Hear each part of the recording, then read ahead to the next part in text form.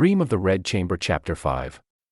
It starts with that central dynamic, the love triangle, basically. Right. At the start, Bao Yu and his cousin Lin Yu, they're like the golden couple. Our sources call their bond intimate and affectionate. Grandmother Jia absolutely adores them both. But even within that closeness, the text mentions these occasional flaws of seeking perfection. They're both incredibly sensitive, maybe a bit high-strung, always finding fault, With the world, with each other. And then into this intense little world walks Zhu Baoche. And she's often set up as Daiyu's complete opposite.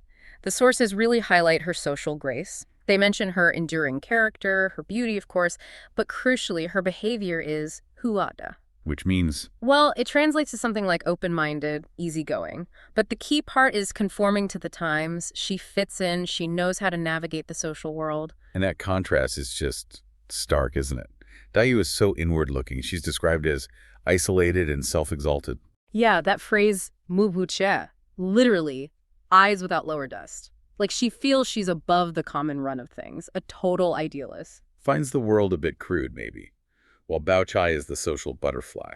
Totally. She greatly wins the hearts of the servants and young maidens, people just like her. She meets them on their level. And the effect on Daiyu is immediate. She starts feeling sullen and dissatisfied. That's the phrase, right? Exactly. It's this real, almost physical melancholy that stems directly from comparing herself to Bao Chai, that social comparison sting.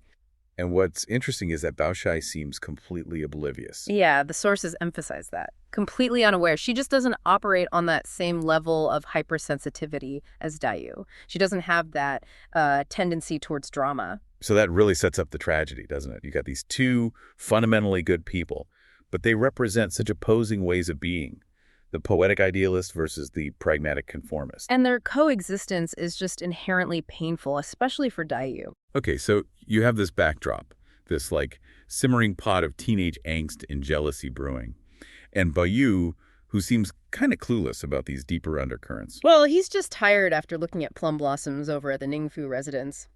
And Jia Rong's wife, Qin Shi, offers him a room to nap. A seemingly simple thing. But this moment, this choice of rooms, it lays out the entire moral structure of the book. It's incredible. It really is. The two rooms are like perfect opposites, representing two distinct paths. So the first room he's shown, it's all symbols of Confucian duty. Right, there's that painting, the burning lantern diagram, Ran Lu Tu. Yes, which is an old story, an allegory for studying hard, pursuing knowledge. Very proper. And the couplet on the wall hammers it home. Worldly affairs understood our knowledge, human relationships mastered our literature. It's basically the voice of the establishment, the state, the family, the whole imperial exam system. Master society, understand people, that's the highest calling. And Bayu's reaction. Instant rejection. He finds it completely unpleasant, hates it, tells them, quickly get out, quickly get out. Wow. So he flat out rejects that whole path. Study, duty, social climbing. Everything his family expects. Completely. And that single choice, you could argue, seals his fate. He's choosing to be an outsider right there. So he refuses the room of, let's call it, virtue and duty, and then he's led into Qinqi's private bedroom. And the shift is just immediate. It's all sensory. It's not about duty anymore. It's about feeling. The text says this fine, sweet fragrance immediately assaults the senses. Itio. Yeah, ba.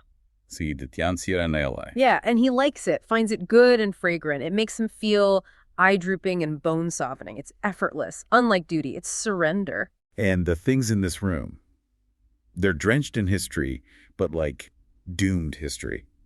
The painting is Haitang Spring Sleep Picture by Tang Bohu, beautiful women sleeping, suggesting fleeting, intoxicating beauty. And the couplet reinforces that. Tender chill locks the dream due to the cold spring. Fragrant air assaults the person as if it were wine. It's all about intoxication, vulnerability. But then there are the objects, these artifacts, each one linked to some famous figure associated with, well, ruinous passion. Right. You have Wu Zixin's mirror, the powerful empress. Flying Swallow's golden dish, another consort known for luxury and intrigue, links to imperial excess. And then there's that papaya, and Lucian's papaya. That one stands out. We kind of have to pause there. And Lucian, the general whose obsession with Yang Taizhen, the emperor's concubine, sparked a massive, devastating rebellion. One of the legendary beauties of China, Yang Taizhen. Exactly. And the papaya is mentioned because apparently and Lushan accidentally scratched her breast with it while they were playing around. It's this object that connects sensuality, intimacy, but also violence and political disaster. So the symbolism is just piled on. This room is decorated with things that scream. Passion leads to ruin. Pretty much. And Bayu walks in, rejects the room of sober Confucian duty, and basically embraces this room decorated with historical warnings of decadence, doomed love, and tragic entanglement. He chooses his path before the dream even properly begins. He really does. And with that choice made, he falls asleep, and he follows Chinchi, or a dream version of her, into this dreamscape. Described as vermilion rails, white stones, green trees, and clear creeks. Sounds beautiful, but maybe a bit artificial. Yeah, it has that quality, and he's instantly taken with it. He actually thinks he'd like to stay there forever. Specifically says he prefers it to being beaten by his parents and masters back in the real world. So he's actively seeking an escape from reality, from responsibility. Definitely. Yeah. And while he's there, wandering, he hears this song, a prophetic song. And it's just devastatingly beautiful, isn't it? Spring dream follows the clouds and scatters, falling flowers chase the water and flow, telling all the children, why must you seek idle sorrow? Wow, yeah.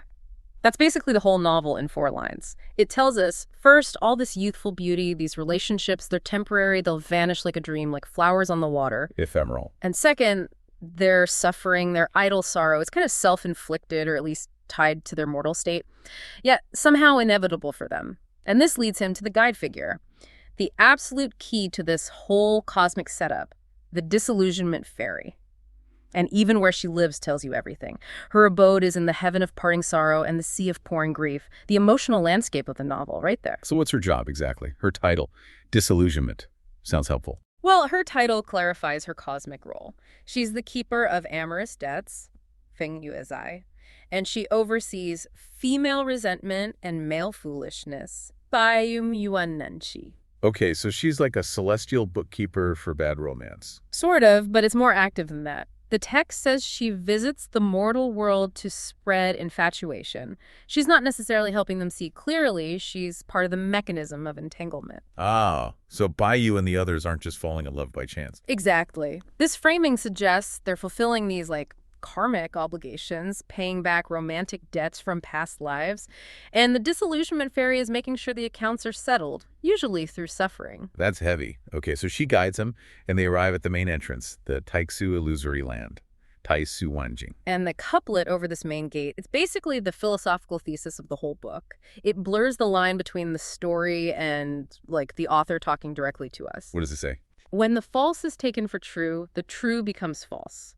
When nothing is taken for something, something becomes nothing. Okay, unpack that. That's a lot. It's pure Buddhist and Taoist thinking, really. It's saying the world Baoyu experiences, the luxury, the beauty, the emotions, it's all temporary, illusory, false. So if you treat that illusion as the real deal, then you lose sight of actual reality, which in this philosophy is enlightenment, or maybe emptiness, nothingness. So clinging to the beautiful illusion means you make the truly real disappear for yourself. It establishes Bayu's world as fundamentally unreal. Got it. But the tour isn't over. There's another gate. Yes, the next gate is the Sea of Sin, Heaven of Love, Nie King King Kian. And this is where the problem expands beyond just Baoyu's personal choices. It becomes cosmic. What does the couplet here say? This one emphasizes how inescapable it all is. Great earth and high heaven, lament that ancient and modern love is never exhausted. Foolish boys and resentful girls, pity that the debts of romance are hard to repay. Wow. So their personal heartbreaks are just the latest installment payment on this massive, ancient debt of love and suffering. That's the implication. Their tears aren't just personal failings. They're part of this cosmic cycle. That's incredibly bleak. And inside these gates, he sees actual offices, like a bureaucracy of suffering. Yeah, it's structured like that. He sees the office of obsession, the office of resentment, office of morning tears, office of night grudges. It's like an org chart for human emotional pain. Does he get to see what's inside? Well, he wants to. But the fairy tells him his mortal eyes and dusty body aren't really fit to see the secret records kept there. These offices hold the fates, the past and future registers of all the women under heaven. Their destinies are already written down, fixed. That's what it suggests. Predetermined. But Bayu, being Bayu, pushes, right? Of course. He's already rejected duty, embraced sensuality. Now he demands to see the fate that choice has likely locked in, he insists. So the fairy reluctantly lets him have a peek. And where does she take him?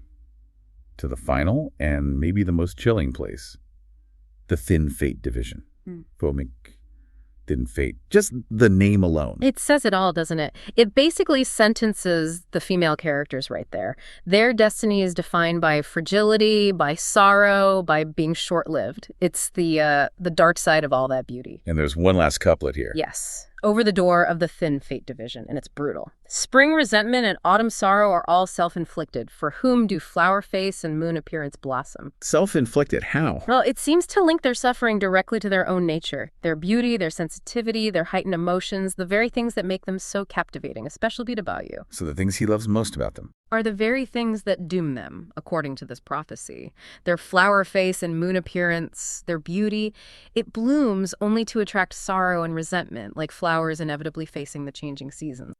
Right from the start is Bao Yu's reaction. He's kind of clueless, cosmically speaking. Yeah, he's still very much a young, privileged nobleman. Totally. So when the fairy attendant in charge, this figure named Jinghuan, starts showing him these faded records, Bao Yu isn't thinking about grand destiny or anything. No, he just asks, can I see the ones for Jinling, his home province? Exactly. He's only interested in the girls he knows. He completely misses the universal kind of tragic law that's being laid out for him. And that kind of sets up the whole structure of fate in this world, doesn't it? Because Jinghuan the fairy, she doesn't just give him one big book of doom. No, she explains that fate, or maybe tragedy, it has this rigid structure. It's tiered, almost like the aristocratic households themselves. Right. So there are levels to this archive of sadness. Precisely. She lays out 3 main tiers, organizing the women based on their importance to the story, their narrative weight. So what are they?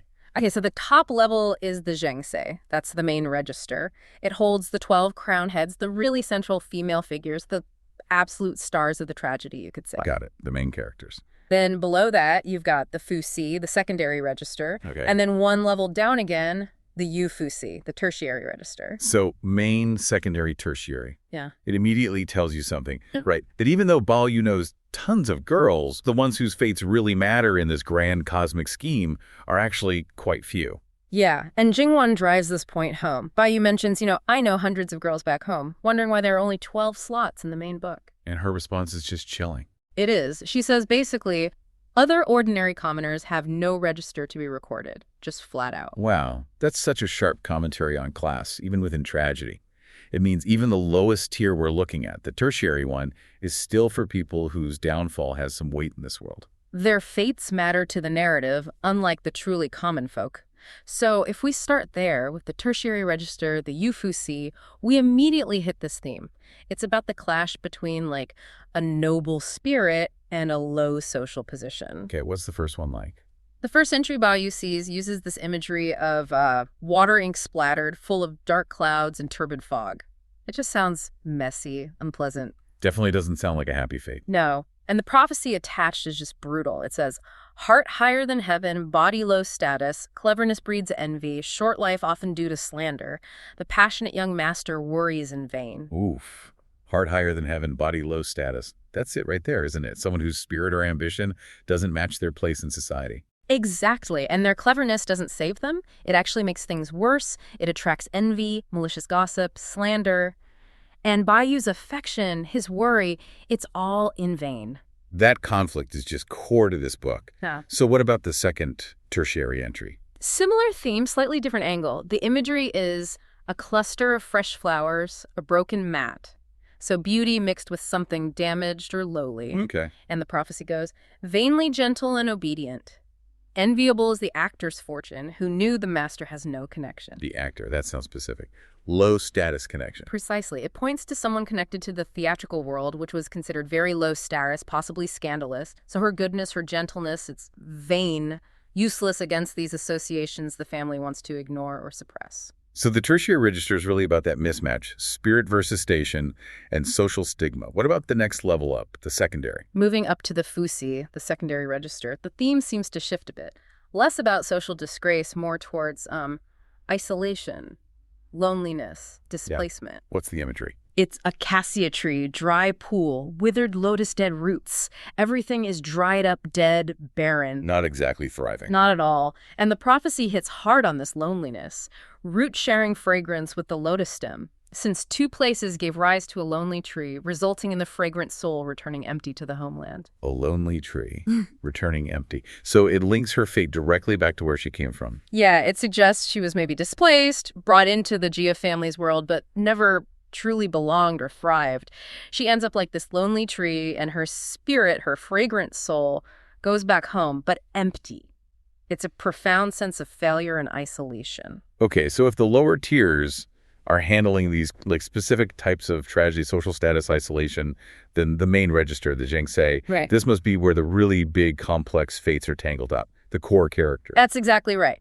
This is where we find the predictions for the novel's central figures. And these are famously tricky, very poetic, very dense. Not straightforward fortunes, then. Definitely not. They don't use names. They use these visual riddles packed with symbolism. You really need to know the characters, their symbols, even Chinese wordplay sometimes to figure them out. All right, let's try one. How about the first one? The most famous pairing, maybe. Ah, yes. The iconic duo.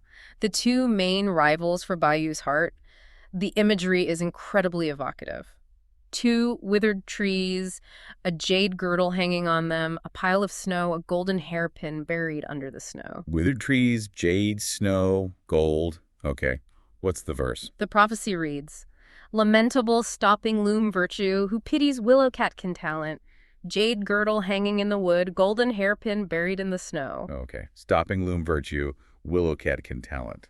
Those sound like descriptions of different kinds of ideal womanhood almost. They are, but the key here, the real insight, is how the imagery links to their names. Jade girdle hanging in the wood.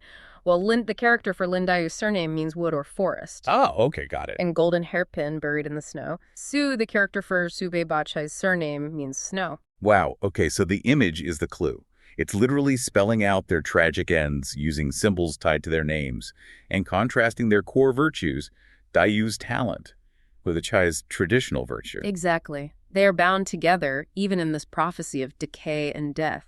Withered trees, buried hairpin. It's bleak. Okay, that's powerful. What's next in the main register? Next up, we get one that feels much more political.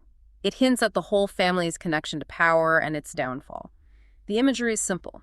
A bow, a citron hanging on the bough. A bow and a suit. How does that translate? Well, the prophecy is surprisingly specific. Distinguish right from wrong for 20 years. Pomegranate flowers eliminate the palace chambers. How can 3 springs compare to the first spring scene? Tiger and rabbit meet, the great dream ends. Palace chambers. Yeah. That points directly to one character, doesn't it? The imperial concubine, Yuanshan. Mm-hmm. It places her right in the imperial court. Well, look at the details. 20 years. That sets a time frame. And tiger and rabbit meat. That sounds like zodiac signs. Exactly. It refers to the specific skillical year in the Chinese calendar when everything collapses. It's like an expiration date stamped on the family's prosperity, tied directly to her fate. That's incredibly precise. It raises that question again if it's all mapped out, right down to the year. Yeah. What's the point? That is the central tension, I think. We'll get back to the why behind the dream itself in a bit, but let's look at another fate first, one focused on transience, fleeting existence. Okay. The imagery is flying clouds, a bay of passing water. Very ephemeral. Sounds beautiful but sad. And the fate reflects that. It's about deep loneliness, starting right from childhood. Wealth and rank, what are they for? Parents died in infancy, gazing at the setting sun, Xiang River water flows, Chu clouds fly. Oh, wow. Orphaned young, despite wealth. And the ending feels like being swept away. Huh. The Xiang River, Chu clouds that evokes the south, a sense of wandering. Yes, a feeling of being adrift, disconnected, carried away by forces beyond her control, a profound sense of loss. Okay, one more from the main register. The last one we'll touch on here is maybe the most stark. It represents a complete rejection of the world Baiyu knows. The image is just an ancient temple. Inside a beauty is watching scriptures, sitting alone. The fate is right there in the picture. It is, and the verse confirms it. Seeing through the briefness of the spring scene, black robes replace former beauty, pitiable embroidered chamber noblewoman sleeping alone beside the ancient Buddha lamp. From noblewoman in embroidered chambers to a solitary life in a temple, black robes replacing fine silks. It's this powerful image of someone recognizing the The ultimate vanity of worldly life, of beauty, of everything the novel has shown us, and choosing monasticism instead. So we've seen this incredibly detailed hierarchical structure of fate in the registers, bleak stuff, but let's circle back to that why. Why is Jinghuan, the fairy, showing all this to Bayu? She even says she's worried about leaking heavenly secrets. Right, and the conversation Bayu has with her reveals the whole mission. It wasn't Bayu's idea, or even Jinghuan's really. It comes from the family ancestors. The spirits of the founding dukes, Ning and Rong. The very same. They're worried. Deeply worried. They know the family's luck, its allotted time of prosperity is expended. It's run out. And they look around and see no decent successor. Basically, yeah.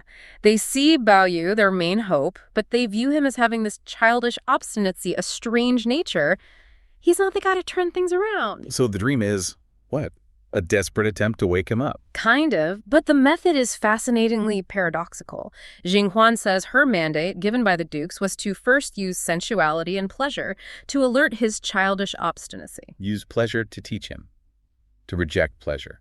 That sounds counterintuitive. It does. The goal is to make him jump out of the confusing circle of worldly desires and find the right path, presumably towards responsibility or even spiritual understanding. But they decide the way to do that is through intense exposure to beauty and allure. So the whole illusionary realm, this dreamscape, is designed to be incredibly beautiful, seductive almost. Absolutely. It's a sensory overload. Everything is constructed from the essence of fleeting beauty, which makes the underlying message of vanity and tragedy even more potent. Like what kind of details? Well, take the incense burning there. It's called Quintessence of All Blooms. Sounds lovely. And it's made from the essence of rare plants from famous mountains and oils of various precious forests. The most exquisite natural scents. But it's literally made from things that bloom and then die. The beauty is temporary. Okay, I see. And this is where the author's genius with language comes in too, right? Well, especially with the drinks. Oh, absolutely. This is brilliant. The tea Bayu is served is called 1,000 Reds in One Hollow. 1,000 reds. Like flowers. Yes, and it's brewed with dew on immortal flowers and spiritual leaves. Sounds divine, but the name in Chinese, Qianhong Yiku, sounds almost exactly like Qianhong Yiku, which means 1,000 reds weep together, or tragedy in one hollow. Whoa. So the name itself is a pun on communal sorrow. Exactly. The most beautiful tea is named for shared grief. And the wine does something similar. It does. The wine is called 10,000 Beauties in One Cup. Again, sounds amazing. It's made from these mythical ingredients: stamen of 100 flowers, juice of 10,000 trees, plus Kulin marrow mash and Phoenix milk yeast. Pure fantasy luxury. Okay. Let me guess. The name is a pun. You got it. Wanyantong Bay, the wine's name, sounds identical to Wanyantong Bay, meaning 10,000 beauties share grief. So drinking the wine, consuming this ultimate beauty, is literally consuming shared sorrow. Precisely. It suggests beauty and tragedy aren't just linked. They might actually be the same thing in this philosophical outlook. Two sides of one coin. The beautiful is inherently tragic because it's fleeting. And that whole idea is then just hammered home by the final thing Baoyu sees written down. Yeah, the final piece of text he encounters is a couplet hanging on the wall. It basically summarizes the entire realm's lesson. Subtle, spiritual, and beautiful place, fate is impossible to resist. Fate is impossible to resist. That's pretty definitive. And the scene itself, it starts elegantly, but there's this sense of foreboding. You've got Baoyu, our protagonist, drinking wine in this land of illusion. Then 12 celestial dancing girls appear.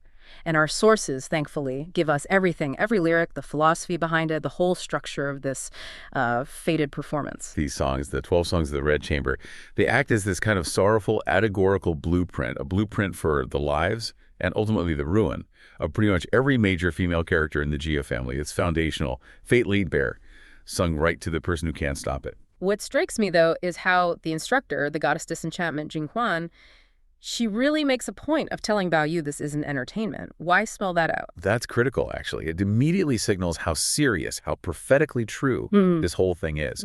She's saying, look, these aren't your standard theater pieces. They don't follow the usual rules, you know, the Xingdian, Jingmo roles, hero, scholar, clown, all that. And they're not stuck in standard musical forms either. Yeah. By ditching those rules, it becomes this raw, spontaneous lament. It's not drama. It's destiny speaking directly. Pure emotion. Right, unfiltered. Exactly. And like you said, Jinwan sets this really crucial condition first. She tells Bao Yu he must read the manuscript, the lyrics, before he listens. That's fascinating. Why? Because if he doesn't engage intellectually first, the whole experience just becomes, as she puts it, like chewing wax, meaningless. Ah, so the understanding, the prophetic meaning, has to come first. The sound alone isn't enough. Precisely. He needs to grasp the content. Wow. He has to basically study his own future suffering just to appreciate the music of his tragedy. These aren't just poems, they are the condensed fates, the core wisdom for pretty much every major character. The author essentially spills the beans on the whole plot way before we're even a quarter of the way through. It's pretty bold, actually. There's no hiding the ball. It kicks off right away with the Uthi, the prelude, which asks this huge question. Back in the primordial chaos, who started this whole passion thing? Who planted that seed? And the answer it gives, bam, sets the stage for everything. Yeah. It's all down to the sheer intensity of passion, this obsession with love, with beauty, with connection. And that intensity has consequences. Huge ones. The prelude spells it out. The end result of all this is grieving for gold and mourning for jade, Bao Chai and Dayu. It tells us straight up, this is a tragedy built on these karmic love debts and our attachment to, well, everything. So if that's the foundation, this overwhelming karmic debt of love, let's look at how the prophecies structure that core emotional storm, the one that really tears the family apart from the inside. Yeah, let's get into that first major collision of fates. It's captured so perfectly in the song Orit, which translates to something like life's misfortune or a lifetime's error. And this really lays out the novel's central dilemma, doesn't it? This pull between what society says is a good match and what your soul, maybe, is actually connected to. It does. It contrasts the two big paths for Bao Yu. On one hand, you've got the golden and jade match. That's the sensible choice, right? Mm-hmm. The marriage to Su Baochai. It's stable, respectful, socially approved. Everyone would nod along. Looks perfect on paper. Exactly. But then looming right beside it is the hiatus, the wood and stone pact. This deep, almost spiritual, preordained bond he shares with Lin Dayu. The song calls her the Yu Yuashu. Which is such beautiful imagery, the lonely fairy from the secluded woods. It captures her otherworldliness. It really does. And the tragic irony hits you immediately. The song notes that the marriage with Bao Chai actually achieves, that old image of perfect marital harmony, raising the tray respectfully. It works on that level. So it's a successful marriage by all outward appearances. Right. But even in that success, Bao Yu feels this profound, this deep, unresolved feeling, like a constant low-level resentment or just discontent. You did the right thing, got the approval, but your heart's still stuck somewhere else. With Dayu. Wow. So you can have respect and still feel completely empty. That's the tragedy of it. And that feeling, that emptiness, just flows straight into the very next song, Vain Regret or Futile Frowning. Okay, so if the first song was about the wrong choice maybe being made despite appearances. This one's about the right connection, the fated one, that just can't find its footing in the real world. It paints Dayu and Bao Yu as these cosmic soulmates. She's the Pohu, this flower from paradise. And he's the Tie, the flawless jade, perfect compliments. Destined to meet, you feel it, but also somehow destined to fail. And the song just lays that paradox bare, doesn't it? That agonizing question. So, si fais-je? Exactly. If there wasn't some deep, strange destiny, why on earth did they even cross paths in this life?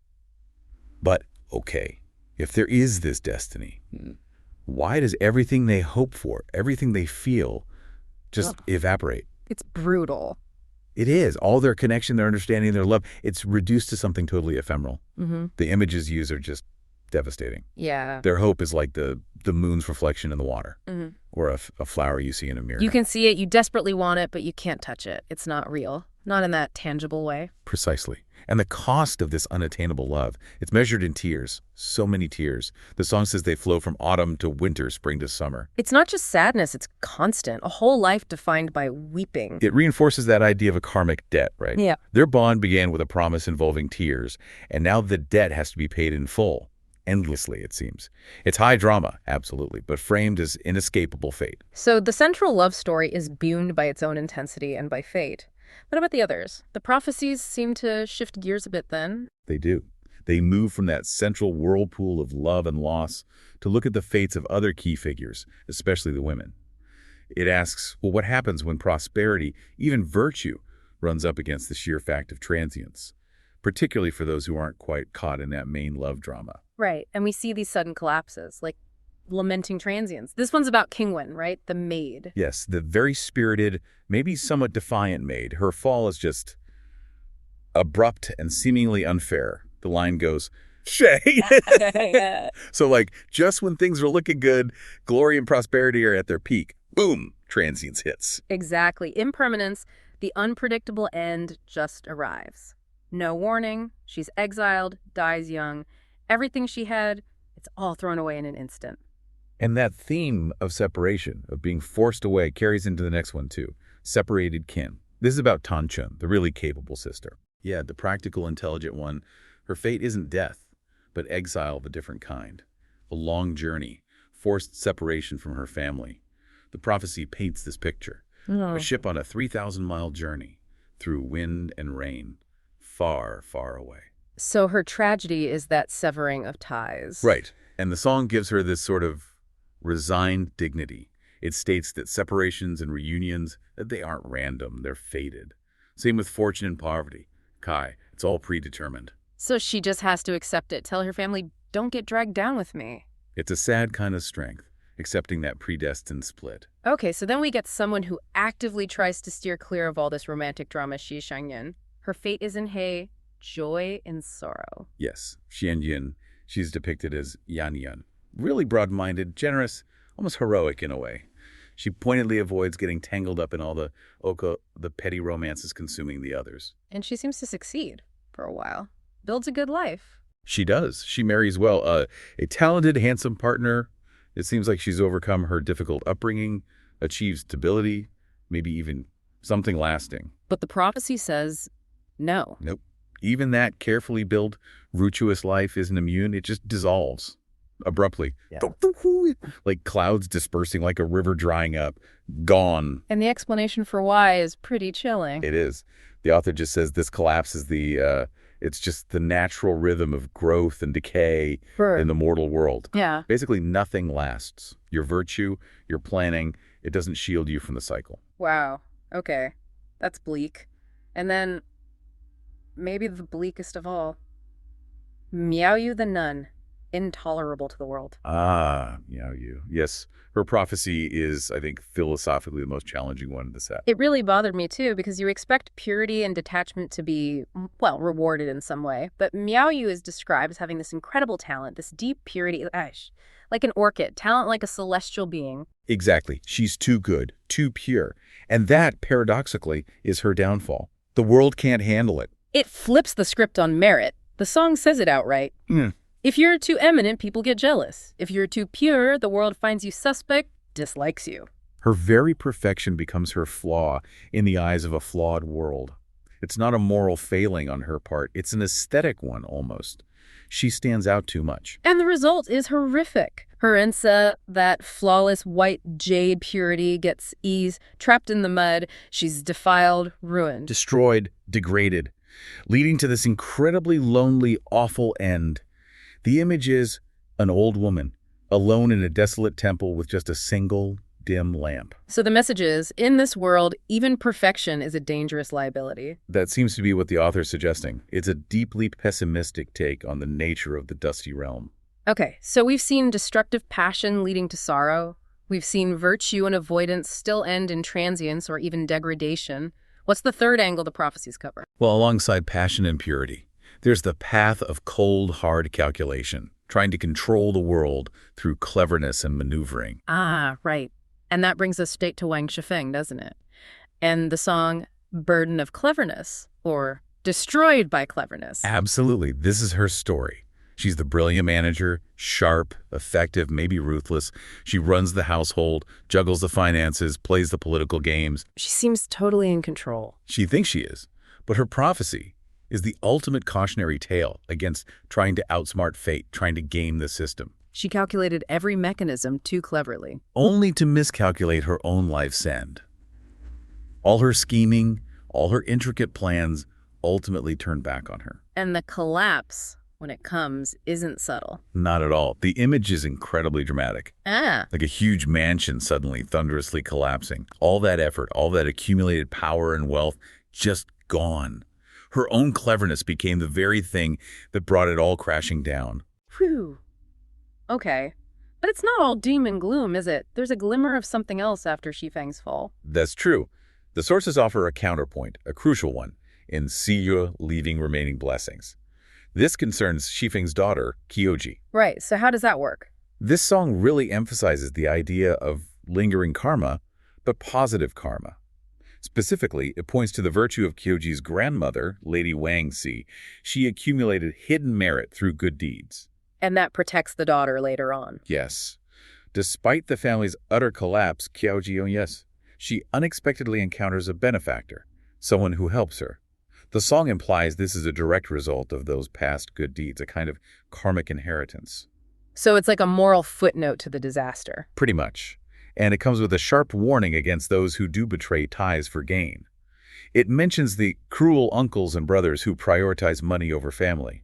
The message is, the structure might fall, but basic human decency still matters for who maybe crawls out of the wreckage. Okay, that makes sense. But then reality bites back again pretty quickly with the next one. Church, late youth. Yeah, this one focuses on the three sisters who achieved high status through marriage or position, Yuan Shun, the imperial concubine, Ying Chen, and Xu Chun. It's all about how fast time slips away. How quickly that beautiful youth is gone. They reached the top, didn't they? Gold seals, fancy robes, imperial favor for Yuan Chun. The absolute pinnacle of worldly success. But the prophecy delivers the cold truth. All that status, sure show. It can't stave off impermanence, it can't buy you more time, it can't stop fate. So what's the point of it all then? According to this, it ends up being just an empty name for future generations to maybe remember or respect. Their grand journey, like everyone else's, leads towards the dim, gloomy road to the underworld. Status is just another illusion. Okay, so we're closing in on the final summary here. The prophecies seem to circle back to the root cause. Exactly.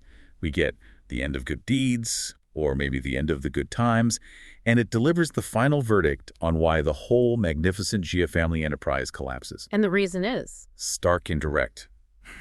Being skilled in charm, possessing moon-like beauty, that is the root cause of the family's ruin. Wow. So it comes back to beauty and passion again. Fundamentally, yes. It hammers home that central theme one last time. All the past karma, all the downfall, ultimately stems from qing, from passion, from emotional entanglement, from that initial seed of love debt. Which leads us to the grand finale, the last prophetic piece. The birds exhausted, entering the forest. This is it. The final accounting. The moment the cosmic scales are balanced, all the debts are finally settled.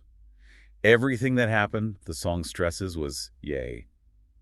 It was all predetermined, set in stone from the beginning. So after all that chaos, what's left? What are the options for the survivors? Only two paths remain, really. There are those the ones who truly see through the illusions, the illusion of love, status, wealth, even purity. They retreat into emptiness, into detachment, usually becoming monks or nuns. And the others? The others are the Tai, those still obsessed, still caught up in the passions and attachments of the world. And for them, they just waste their lives, throw them away in vain pursuit of illusions. And the final image the prophecy leaves us with? It's unforgettable. Utterly. It foreshadows the very end of the novel. The world, after all the drama, all the color, all the noise, just resolves into this stark, empty landscape. A vast, clean, white expanse. Everything wiped clean. Emptiness. But now, here's that profound irony we touched on earlier, the thing that bridges us to the next part.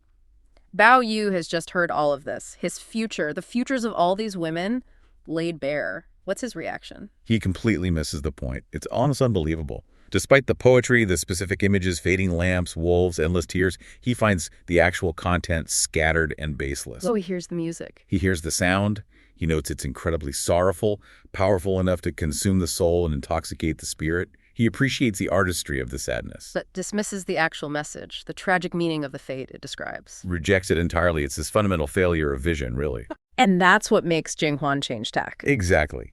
That failure prompts her to pivot the whole conversation. She confronts him directly right after the songs, moves from the external prophecies to his internal nature, and she calls him the ancient and modern first lustful person, Di Yin Ren. Okay, this is where the text gets really radical, because lustful person immediately makes you think of, well, traditional vice. But Jinghuan shoots that down. She does. She offers this critical, really profound distinction.